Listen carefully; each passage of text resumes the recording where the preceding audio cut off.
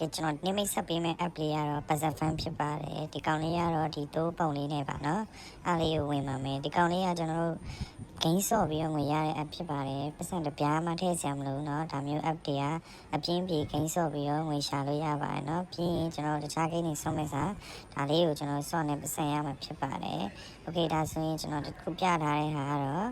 daily check-in ပါเนาะ daily check-in ကသူမြန်မာလိုရေးပေးထားပါတယ်ဒီဘက်ကကျွန်တော်ဒေါ်လာပုံလေးကိုနှိပ်လိုက်ပါမယ်နှိပ်ပြီးဒါငွေထုတ်တဲ့နေရာကိုကျွန်တော်ပြပေးရဖြစ်တယ်ဒီကောင်ကတော့ဒီမှာ 0.03 ရဲ့$3ရဲ့$10ရဲ့$20ထုတ်လို့ရမှာဖြစ်တယ်ဒါမှတော့ကျွန်တော် add new account ကိုနှိပ်တယ်ဒီမှာ PayPal ပါเนาะ PayPal နဲ့ထုတ်လို့ရပါတယ်เนาะ PayPal ကောင်းရှိရင်ဒီကောင်လေးကထုတ်လို့ရပါတယ် 0.03 ရဲ့စထုတ်လို့ရဆိုတော့တော်တော်မိုက်ပါတယ်ငွေထုတ်မယ်ဆိုရင်ကျွန်တော် withdraw လေးအဝါရောင်လေးကိုနှိပ်ပြီးထုတ်လိုက်အောင်ပါမယ်เนาะကဲလို့ payback ကောက်တွေပါမရှိဘူးငွေထုတ်ကောက်တွေပါမရှိဘူးဆိုရင်ကျွန်တော်ရှိမှရောင်းပါတယ်ကျွန်တော်ရှိမှလာဝယ်လို့ရပါတယ်เนาะ okay ကျွန်တော်ခုပြထားတဲ့နေရာတော့ invite လုပ်တဲ့နေရာဖြစ်ပါတယ်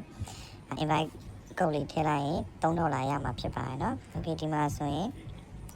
ကျွန်တော် play game ကိုနှိပ်ပြီးဒါမျိုးလေးဆက်ပြတာဖြစ်ပါတယ်เนาะ okay ဒါမျိုးလေးဆော့ရမှာပါအပြင်းပြေတစ်ခါလေးဆော့လို့ရပါတယ်เนาะokay ဒါဆိုရင်ကျွန်တော်တွဲပြီးသားပါပြီသူက3ပွဲ4ပွဲကို$1လေးတက်ပေးတယ်ဗျာနော်